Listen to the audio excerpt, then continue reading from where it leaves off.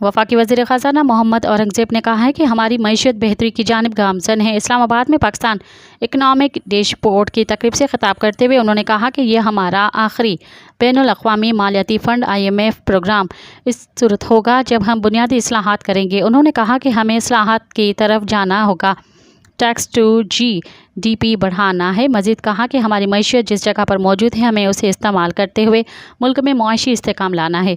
उनका कहना था कि महंगाई में हमारी तवक्कात से ज़्यादा कमी आई है और हमारी मईशत बेहतरी की तरफ गामज़न है।